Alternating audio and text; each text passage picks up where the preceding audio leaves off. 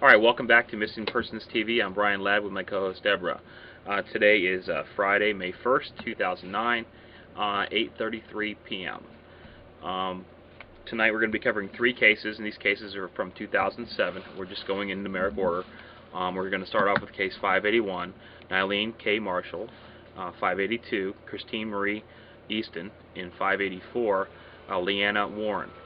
We're going to get those cases done, and then we're going to bring up any additional information that we may have on other cases. But let's get started here in a bit. But I wanted to bring up some new information regarding my site and some other things like that. First of all, Deborah, how are you doing? I'm doing okay. How are you doing tonight? I'm fine. It was raining today. Now it's sunny. Well, actually, the sun's going down now, but it was started about 3 o'clock. It was really nice outside. I think tomorrow night we're going to go camping with the Boy Scouts. I'm not exactly sure. If my neighbor doesn't show up, I'm not going to go. But if he does show up, I will not be here tomorrow night, and I'll post that in the chat room up at the top. Just reschedule it like that. We are getting closer to our start time every night. Have you noticed that, Deborah?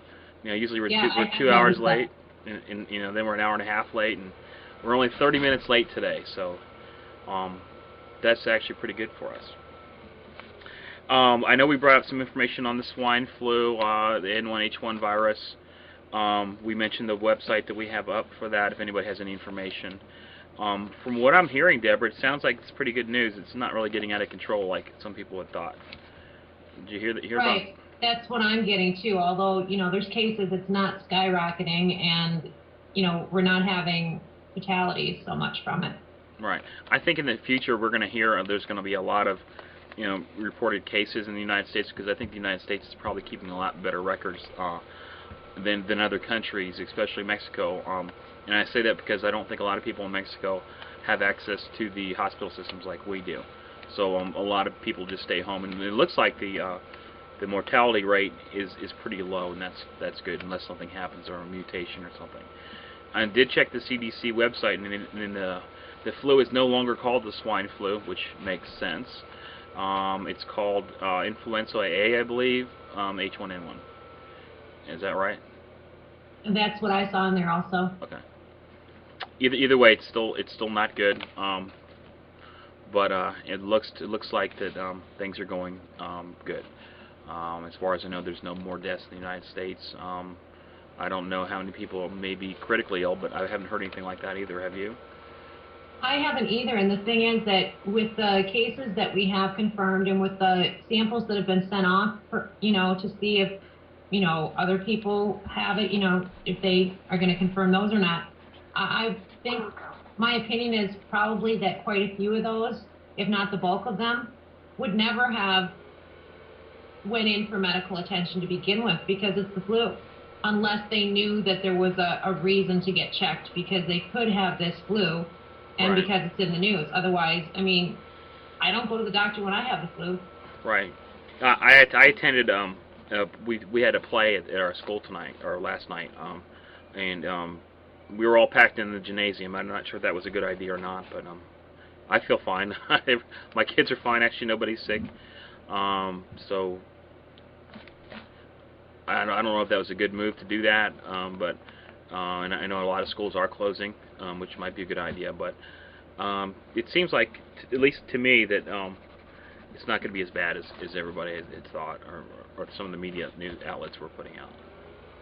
Well, I would hate to, you say you're not sure if that's a good idea. I would hate to think that lots of people change their lifestyle and not do the things they want to do because they're really afraid of it. I would hate that it had that kind of impact. There's certain things that, you don't want to do it, like you don't want to take a vacation to Mexico. Obviously that might not be the smartest idea right now, but, other stuff, I hope people don't change their lives too much. Yeah.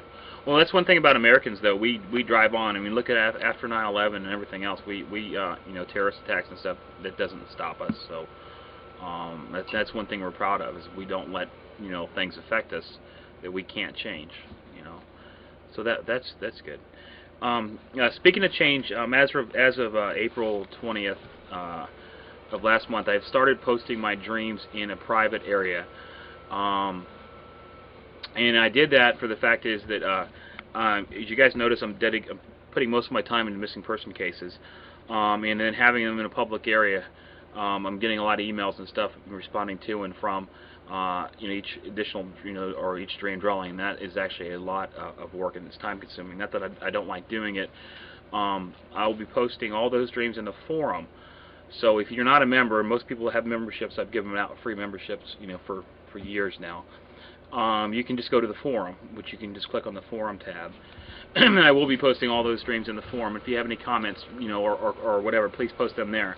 Now, be advised, I will not be responding back to too many of those emails or posts in the forum. I'm just going to post it and leave them there.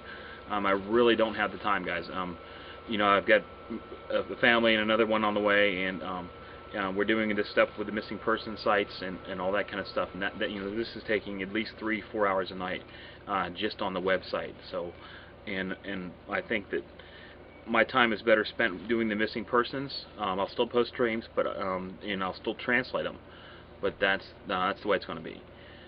So if you're not a member, just go to the forum. I will be posting the same exact dreams in the forum. And then, as always, those at the bottom of each one of those dreams, that will link to the forum too. I will not be making a separate page for each dream dwelling. That's another thing that took a lot of time. I think I'm not sure what number I'm on. Almost 7,000 dreams, but creating an additional page for each one does take a few minutes for each one. So I'm not going to be doing that anymore either. So I'll be copying and pasting the dreams in the forum, and I will be posting my dreams every day in the morning now. Because I get behind, and what happens is, like for an example, this is last night's dream. And it hasn't even been posted yet, but I do have it up here, and I'll scan it in. If I don't do that for a few days, stuff builds up over here, and my kids come in here, and a lot of times everything gets lost, thrown away, or whatever. That's why a lot of times I'll have some, dreams that I wanted to post and don't get up there, and aren't posted up there. So this is the dream from last night, like I said, and there will be no more. All the other dreams that I have right here, I'll try to get them on. That more than likely this is going to be what I'm going to post, and then every day I'm just going to be posting one dream. And I know, Deborah, I told you I was, in the past I was going to do that and make sure I do that. I got to do that because I just get too far behind. So that's got to be like the first thing I do before I get into any of this stuff. 'Cause there are a lot of people that do like reading my dream diaries. Okay?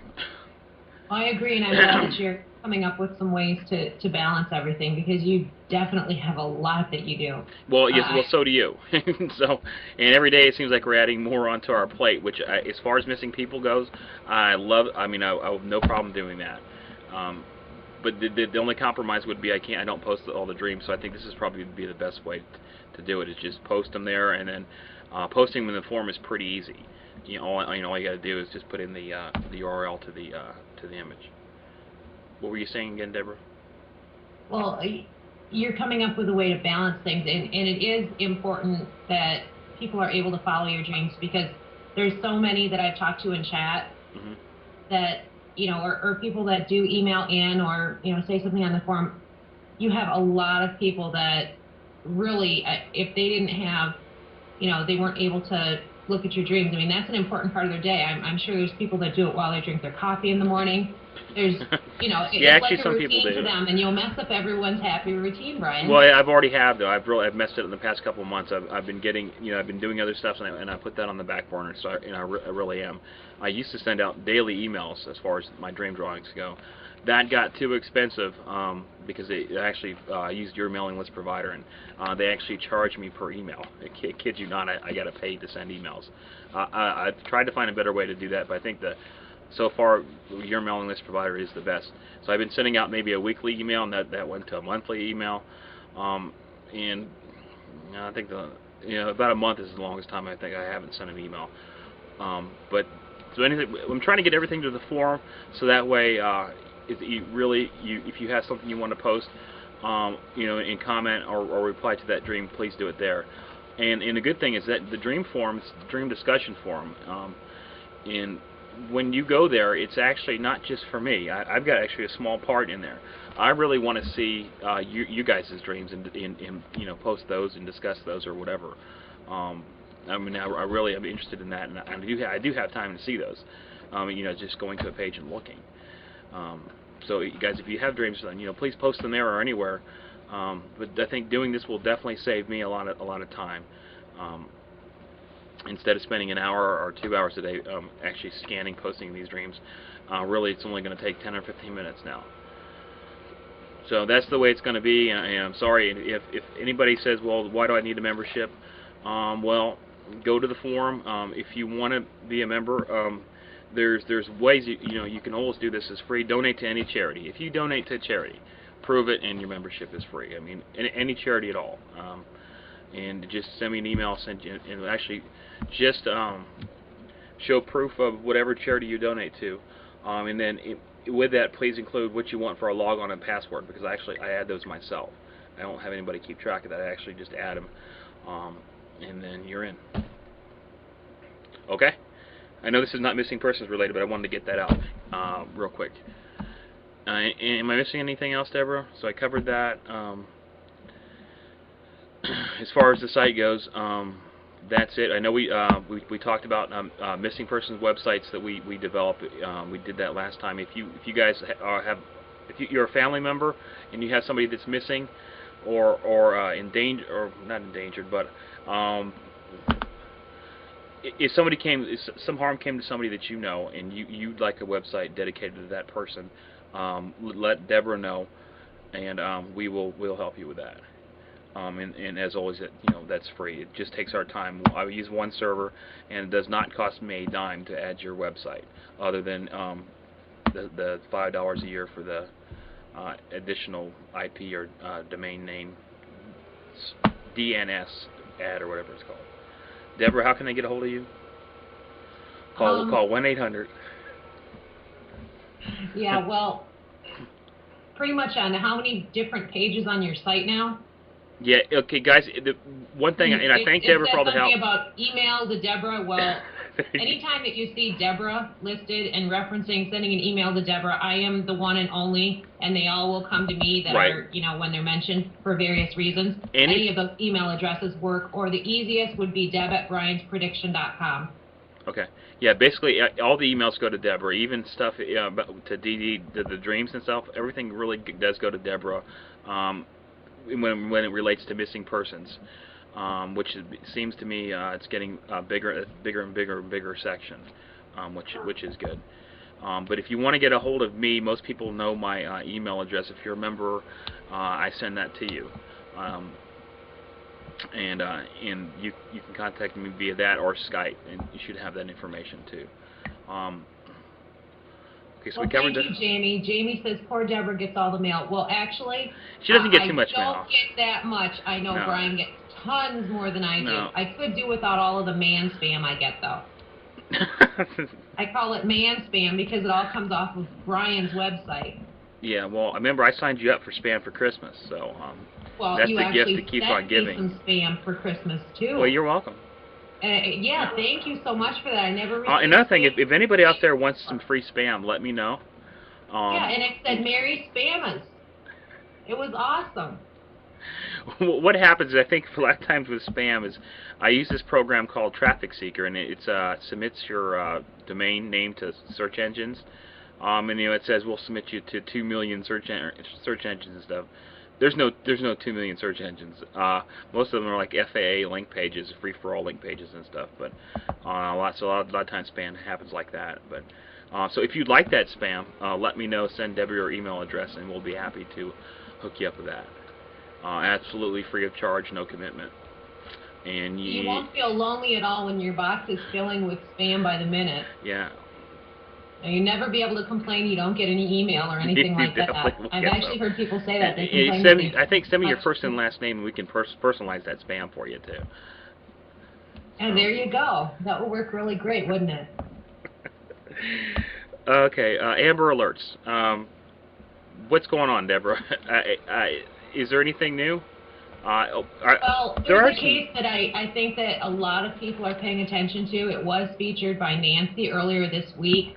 It was one I was going to give you a couple nights ago, but things have been so busy, and with you working on other sites and trying to get things straightened around to get yourself on a schedule that works better, I know I'm trying to do that too. But the case I was going to give you is about that 17-year-old that went missing on spring break. Okay. And so that's one that you're going to be getting tonight. I was actually surprised that I was not getting a bunch of requests for it this week. And finally, it started today. Okay. So your readers, your listeners are now requesting that case. So I don't want to say too much about it, but anyone who is interested in the case where the girl went missing from Myrtle Beach on spring break. I've heard about that case. Last week? Okay. I've heard about it. I mean, I've seen, yeah. Her name is Brittany Drexel. That case is going to be opened up. And thank you for the requests that have come in so far, everybody. And that one will be open soon on Brian's site. He'll be doing that shortly. Okay. Yeah. Yeah, I heard about that one. So if you're going to send that tonight, then that will be up tomorrow too. Right. You know, just looking at something. This is a bottle of water I got at Food Line. You see the little handprints there? I'll have to scroll my screen here and look. Yeah, I see that. That would be a good for That's good graphics for a site, yes. Yeah, and you know what would be even cooler? If they could put a missing person on there. Yep. Bet you it wouldn't cost any more ink. Just another idea. And another thing, buttons and stuff. I know Gail had mentioned this before, but buttons. You know, if you're on public somewhere or you want to wear a button, this is Randy Schaefer. This is actually when I went out to Columbus with Gail. I'm just going to wear this little button. But anyways, you know, if you have a button or something, you know, I think Gail said when she did our news interviews and stuff, she'd wear this. I know that she had a chance for not to do that, but you know, if you have a button or something. And another thing, speaking of buttons, Deborah, we know people that can help make these buttons instead of making. First of all, you can make these at home. You can buy kits. But right, you can, but there's a much more cost-effective way. They're not as durable, but I can't even remember who was talking about it. I think when it was talked about, I think Glendine, Jesse Foster's mom, was on the phone possibly. I'm not sure if she's used these before or who it was. It could have been some other family member too. But if you go to Walmart, you get those big bags, and you just cut photos and put them in, snap them together. And wasn't it like a dozen of them or 10 or 20 of them or something like that for just a couple bucks? Yeah, okay, yeah. And you can just print off your computer, you know, photos, portions of posters, whatever, and put them in the buttons. They're not quite as durable, but it works. But, you know, making the better ones like that, too, are pretty cost effective. If Kinko's prints free flyers, I wonder if they print free button inserts. I mean, it's just paper, right? Right. I'm sure they probably would. Okay. But yeah, you even said, Brian, you know, people can send those in and, you know, right to your P.O. box and... Yeah, okay. Okay, so anything else? We're going to get that case covered. Aji's still missing. Haley's still missing. Anything else? Not really. I know you've been really busy working on the site for Cynthia Macklin. She's been missing since January 28th of this year, right. age 15 at the time. She turned 16 since she's been missing from Bay Cliff, Texas. Her mom has the username of Cynthia Mac Mom. When you see her in chat and in forums and in different places, her name is Deb, and she lives in the state of Washington. Brian, you opened this case earlier this week, and you've been really busy working on the FindCindy.com site. Yeah, I was going to say it's FindCindy.com. Well, what's happening is I'm getting get better and better at understanding this forum software, which is actually Simple Machines PHP software that we put on the server. And I'm getting better at figuring stuff out as far as that goes. I know HTML pretty well. So it's getting easier. I'm learning some Photoshop. My wife knows Photoshop. I should ask her to help as far as images and stuff. So I'm getting better at it, learning techniques that once would take me an hour. Now I can do in 5 minutes. So there's a lot of things that you learn in using different software programs. That you're like, oh wow, I mean, I could have just clicked on that button and done this a long time ago. So it's a lot of trial and error,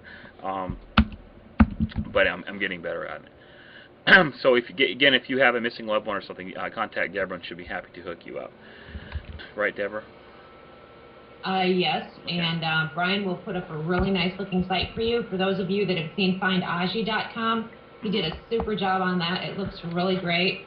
And also with findjessie.com, and that's for Jessica Edith Louise Foster, and she's been missing since March of 2006.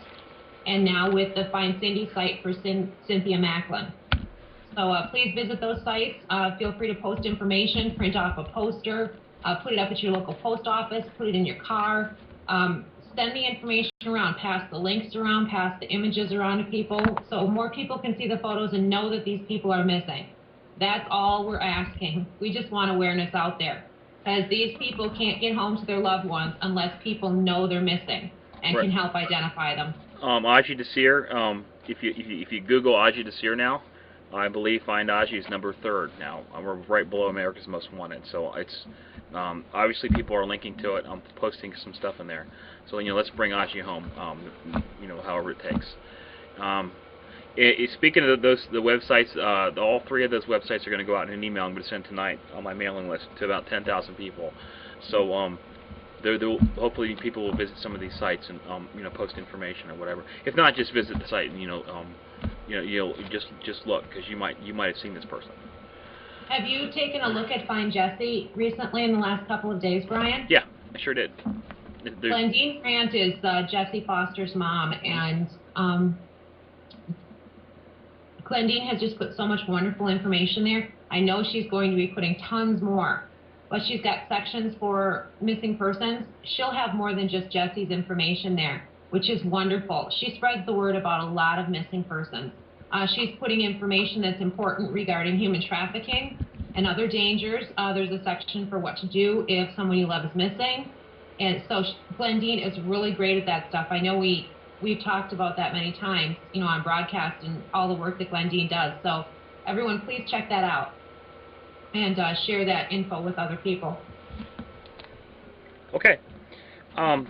Like I said, we're going to be covering 3 cases tonight, case 581, 582, and 584. Whenever we skip a case, they're usually starting, I think, in the 300 or 400, so they go number by number. If we skip a case, it means that person's been found. We don't want to spend any time on somebody that's been found, at least as less time as possible. So obviously case 583 would be found. So the first case, case 581, is Nylene K. Marshall. This case was requested to be open on April 14th of 2007 by her mother. Deborah, we covered this case before. This was case 378, and I had opened it again because I didn't realize I had it open. I've got both cases linked together. I think we did that last time. So again, tell us what happened to Nylene, or what we think, or what reports say happened.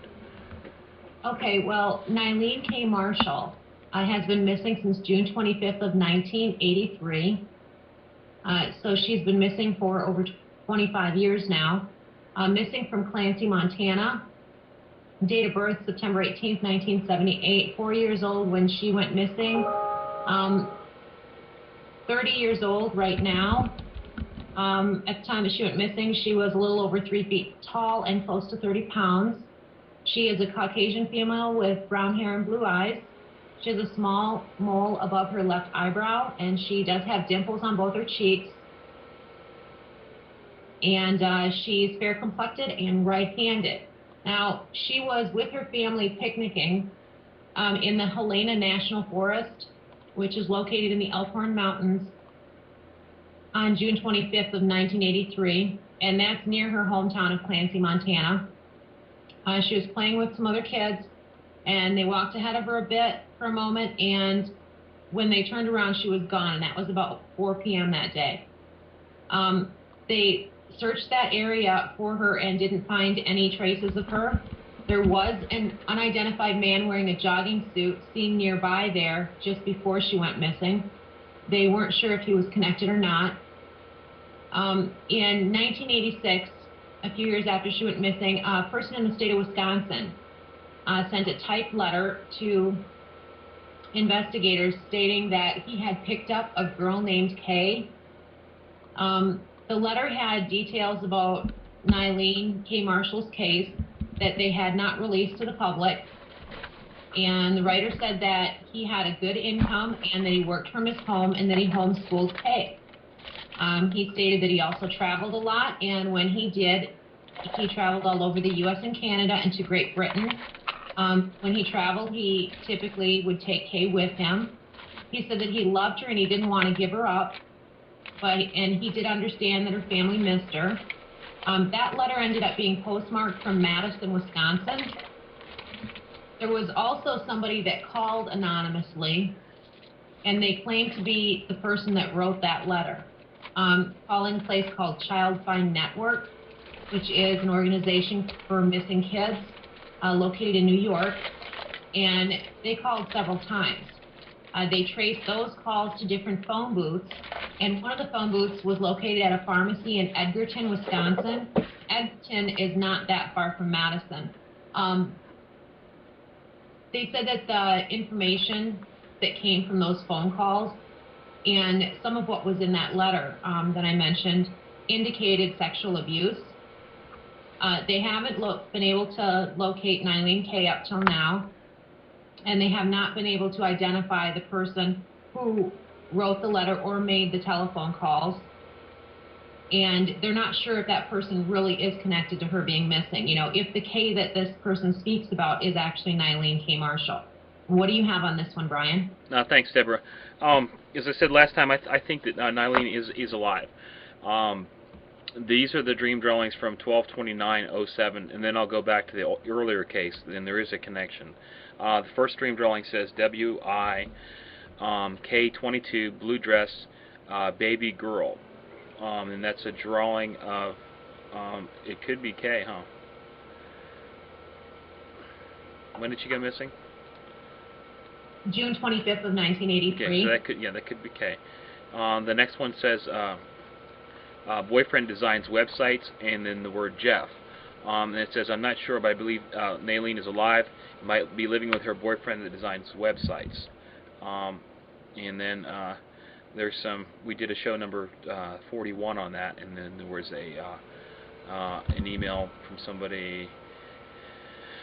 It's posted right below that on December 31st.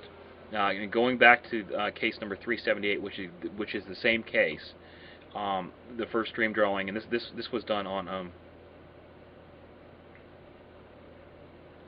don't know.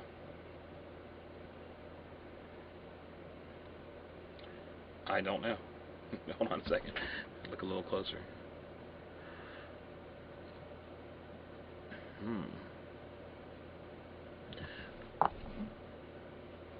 You get case 378 open, Deborah? I didn't have that open. I can have it open and take a look. You're trying to determine when you actually did that? Yeah, this is an old. Yeah, these are old. I can tell by the paper and everything. And I used to put stickers on there with Brian's dreams and predictions on it. Yeah, and your older ones, I've seen that. Yeah. What day does it say that you opened it? Because your dream drawing should have been the day prior to that, or 4/14 for that. Now, yeah, 4/14/2007, and then it's 4/14/2007. It's the same. The heading's the same. So I'm saying that I know this is way before that. This is well, let's look at 377. I can give you an estimate.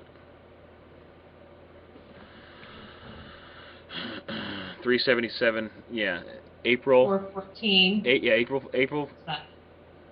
Yeah, April. There's actually it's a stamper. You know those ink stampers. This one, 377 is April 10th, 2007. Okay, so anyways, it says 7/4/21 K227. I'm not missing Brian, and then loves blue. I'm not sure if Brian's referring to me or not. I don't usually have people talk to me that often.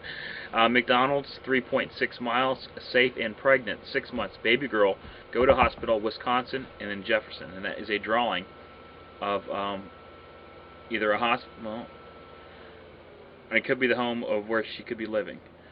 I know we discussed this whole thing on that show before, but let me just do it again real quick. Yes, we did, and Jefferson would be a county, Brian. That would be the county where they have traced postmark and phone calls too. Okay. Right by there in the state of Wisconsin. Yes. All right. The next one says C, the number 77, Web Wizard. That's what I'm saying. That the guy designs websites. He could be going by the name Web Wizard. And then I think I brought up before, the guy looks like he's wearing a Spider-Man suit, which I don't know what the significance of that is. And then the number 5377, he works here, and this is some type of home-based business telephone service building, and this looks like, you know, maybe an MCI type of building or something. And I'm thinking that looks like an American flag out front. And you know, the buildings are like all in glass, you know, like glass buildings. That could be that. And that's all I got. And as I said, I know we covered it before, so we're briefly discussing this, but there's not too much up there, other than the locations that we got, which are posted on the bottom from March of 2009. We did get some locations, and then we did show number 41. Well, I know we had the discussion when this case was done on the broadcast last time. We should have skipped this case. She went missing. Yeah, because we covered both of these. She may not even know that, you know, at the age of 4, she may not have a memory back to then. She may not realize she was actually even abducted. Right. And like I said, I think we asked the question, I wonder how many people are out there that, you know, parents say, well, you know, we adopted you at 2 years old. You know, and you're not going to say, okay, you're not going to question that. I'm just saying that there's probably some people out there that were really abducted and don't have a clue. Right. We were talking about that, and I know I said something to you earlier in the week or toward the end of last week or whatever. For those of you that watch TV once in a while, the middle of May on Lifetime, they're going to have a movie. It'll be the first time that it's shown, and a teenage girl sees herself on a milk carton. She recognizes the age-progressed photo of herself. Oh my gosh. Yes. Okay. So it does happen, and it came on, and I'm like, we've talked about that before. Okay. Because, yeah, I mean, and when they don't always know. I mean, they can that's be true, 5 or 6 and they don't have a memory back, you know, right. to being abducted. Actually, Deborah, I shouldn't even covered this case then. I should have skipped it. But I didn't realize it. But, I mean, it's good we did it again, but we could have got to another case tonight. Well, sometimes they're skipped and sometimes they're done again, so... Okay. Well, it was accidental. Okay, let's move on. The next case is an old case. And this is, this is case number 582. There's the graphic right there. This is Christine Marie Easton. The case was requested to be open on April 14th of 2007 by I'm not sure who, but anyways, it was completed, or the case was actually opened on the website on December 29th of 2007. Deborah, what information do we have for Christine? Christine Marie Easton has been missing since January 18th of 1971 from Hayward, California. Her date of birth is January 4th, 1952. She was 19 when she went missing. She would be 57 years old right now. 5 feet 7 inches tall, 110 pounds, Caucasian female, blonde hair, blue eyes. She has a scar on the center of her forehead, 3/8 of an inch in length. She also has a scar on her abdomen from having an intestinal operation. Her nickname is Christy, and that's sometimes spelled with a Y on the end and sometimes with an IE. Okay, hold on. Let me put those in there then. C-H-R-I-S-T-I-E? Yes. And sometimes Christy, C-H-R-I-S-T-Y. Either way. All right, thank you. You're welcome. Christine borrowed her former boyfriend's car on the evening of January 18th, 1972. The car was a 1969 Ford Maverick. She was going shopping with a friend, and she promised that she'd wash the car before she brought it back to him. She did buy a pair of boots while she was shopping, and she ended up dropping her friend off afterwards. And then she went to Charlie's Car Wash, and that's a self-service car wash on Mission Boulevard in Hayward. The Ford Maverick was at the car wash during the early morning hours of January 19th, which was the following day. They figured that she had completed washing the car, before she went missing. The car was left there locked, and the papers from inside of the car were laying on the pavement outside of the driver door. There was no sign there at all of Christy, and they never saw her again. To begin with, they thought that she left on her own, that she wanted to be missing, so to speak. But her family said that she left all of her personal belongings behind at her home, and that they didn't think that she would disappear on her own. They changed the classification to involuntary missing person, and it does say here that they suspect there was foul play.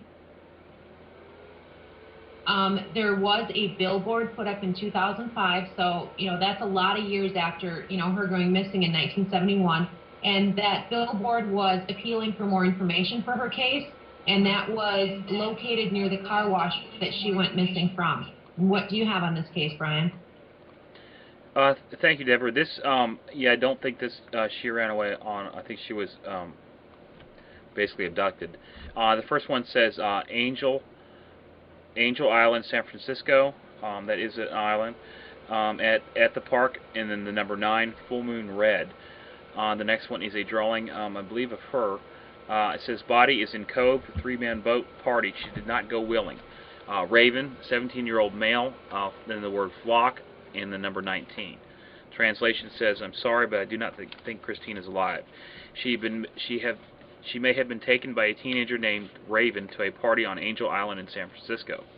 This may have happened. They may have taken a small boat, and it's possible that her body may still be there. I think she was taken by force to Angel Island, and then they had some type of party or something like that, and something happened, and she did not survive. And it's possible that they may have hid her body there, maybe next to the water, or not. But it says there's a cove there too. But it is possible that her body may still be there. I'm sort of familiar with the San Francisco area. I was there as a kid when we were stationed actually in my dad was stationed in Sacramento, California.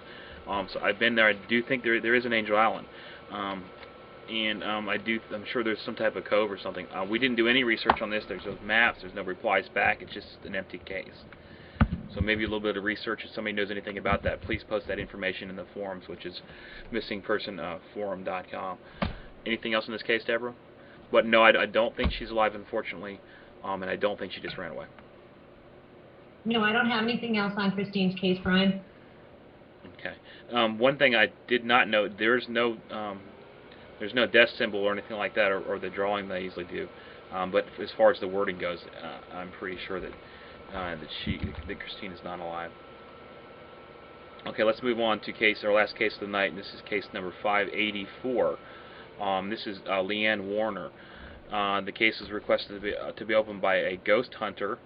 They don't have the date that the request was made, but anyways, it was opened on December 29th, 2007. Deborah, what do we have for Leanne? It's Leanna, I'm sorry. Leanna. Yes. Once in a while, you may find her name listed as Leanne. Okay. You might find different variations in the spelling of Leanna also. She does have 2 middle names, so her full name would be Leanna Susan Marie Warner. I believe her nickname is Beaner. And she's been missing since June 14th of 2003 from Chisholm, Minnesota. That's Chisholm. Her date of birth is January 21st of 1998. She was 5 when she went missing. She would be 11 years old right now. 3 feet to 3 feet 2 inches tall at the time that she was missing, and 48 to 50 pounds. She's a Caucasian female, brown hair, dark brown eyes. She has a mole or a wart just above her left ankle, and she has a dimple on the back of her left shoulder. Like I mentioned, nickname is Beaner. Sometimes Little Beaner is what she's called. Her hair was cut to shoulder length at the time that she went missing, and she does have pierced ears. She was last seen wearing a sleeveless dark blue denim dress. with a belt, and she was not wearing shoes or socks. The last time they saw her, she was walking home from a friend's home, and the walk was only about 1.5 blocks from her own house, so she didn't have a really long way to walk. She went over to play with a friend at about 4:30 p.m., and no one was home. The last place that they saw her walking was on Southwest 2nd Street or on Southwest 3rd Street in a westbound direction between 5 and 5:15 p.m. Leanna's mom, her name is Tiffany Kaylin Whitaker. More commonly, she may be referred to as Kaylin Warner.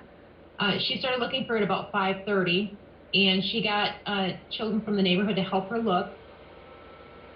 After they could not, find Leanna anywhere, she finally phoned the police, and that was at about 8:40 or between 8:40 and 9 p.m. Authorities searched extensively, and they searched for several days, and they also brought in helicopters and bloodhounds looking, but they came up with no signs, no traces of Leanna. Where she lives is located near the Iron Mountain Range, and if she got lost in the mountains, she probably would not have survived for any more than 72 hours. There is a fear that she got lost in the mountains. There is no evidence that she was actually kidnapped, and the authorities are thinking that even though there's no evidence, that is a pretty likely scenario, because they think they would have found her if she had wandered around, or they would have found some sort of trace. The tracker dogs did trace a percent to the edge of a road, but then they lost it. There was a man in his mid-30s, and this is an unidentified man, seen walking around that neighborhood at about the same time that she went missing. They say that he's about 5 feet 10 inches tall and 155 pounds, having a dark-colored tattoo of a star or of a sun on his right arm, that he could have had a maroon and blue two-door Cadillac also. The Cadillac would belong to another man, and that would be an African-American man in his 20s or his 30s, who is either bald or shaves his head. And then there's possibly a older model, rusty brown pickup truck, driven by a Caucasian man with black curly hair in that area. So there's the man on foot, there's the man with the maroon and blue Cadillac, and then the man with the rusty brown pickup truck. There's those three unidentified people in the area at the time that she was missing. They were never able to identify the vehicles or these three different men, and they don't know if they had anything to do with it. They did arrest somebody in August of 2003 in that same area. His name's Matthew James Curtis. They arrested him on child porn charges. That was not directly related to Leanna's case. They did interrogate him extensively to see if there was some sort of connection, but they weren't able to, make a concrete connection between them. He was found dead in September of 2003, the day before he was supposed to appear in court for the child porn charge. Police say that he suffocated himself, and they found his body in a gravel pit. They do rule it as a suicide, and there has been some speculation that he didn't actually commit suicide, but that he was possibly murdered as a form of revenge or some sort of gang-type killing, and then it was staged to make it look like he committed the suicide, but they haven't been able to confirm that either. They do believe that there has been some foul play with Leanna, though, with her going missing, and with that guy committing the suicide without them being able to tie anything, it doesn't necessarily mean there wasn't anything there. Hopefully she's alive and well and out there somewhere else. So what do you have on this case, Brian? Thanks, Deborah. Good research again. I think that she's alive, and I think that she was abducted, more than likely by a child molester, I'm assuming here. The three people you described does not match at all the drawing that I have for the guy that's in the second DD. So let me start off with the first one. The first dream drawing says Winnipeg, Canada. Winnipeg, Canada. LE is safe, and Bill took her. In the second drawing, I think, is Bill. And it says 979, no harm, dark bags under eyes, overweight male, 49 years old, works with children, LT School, Canada. The drawing of a school at the top of the second dream drawing. It's not a very good drawing, but there's some numbers here, and then there's a school. And I'm looking below to see if we did any research. It says LT on the sketch could be shorthand for at. I don't know shorthand, so I don't know. I don't know if that's what it is. It says LT School, and the guy's got glasses. It looks big round face, balding hair in the center. And I think he's the person that may have took her. But it says no harm, and then Winnipeg, Canada. I think we need to research this one and redo it. But I do think that Leanna is alive, and at least when these dream drawings were done. What do you think, Deborah? I'm sorry, I'm reading some of the stuff right here on her too. Well, I have her listed for a redo, and she is 11 years old right now. Yeah, I was going to say I was counting with my fingers here, so that would make her so 11. So this kid could be totally brainwashed at this point. Exactly. And seeing as how she is still a kid, I mean, I don't want to ever think that, one missing person is more important than another. But when they're already to adult age, I don't think that's as huge of a priority, and I know you feel the same way. Yeah. Seeing as how Leanna's just 11, based on the other cases that we've talked about tonight, obviously that's a bigger priority to redo hers. Yeah, sure is. Anyways, this case is posted in the forum, though. No, there's not. Yeah, Deborah, we got to start getting links to these cases. The case is in the forum, but I have not linked these cases to the forum yet. So I guess we got to do that, huh? Yep. I guess I've got to do that part. Missing persons forum. Okay, that's it for the cases tonight. Yeah, I do think that Leanna is alive. I'm looking at this. There's nothing to indicate that she's not, and she was abducted. And this man, it's kind of bothering me that if he's working at this school, what else is going on? And I don't think we've done too much work. There's only 2 emails after that.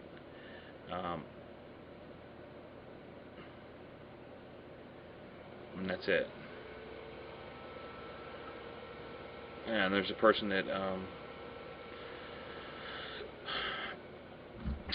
I don't even know. I'm trying to read who this was, but I blocked out the name. I don't know. I'll definitely redo them. I guess we could do a little more research on that. But that's all I have. I do think that she's alive, though. Okay. Okay, thanks. Oh, what were we missing? Hold on one second. I'm just looking at something. Okay, what did we cover tonight? I think we got everything. I think we got everything, too. We did the next 3 cases for review, and then we discussed other ones. Okay. Like we normally do.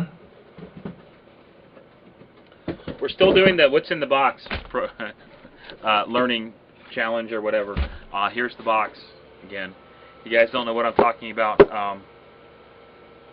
Go back to some old shows and watch them because they'll be there. So anyways, we'll see you guys tomorrow night, 8 o'clock Eastern Standard Time on Missing Persons TV with Brian and Deborah. Thanks again, Deborah.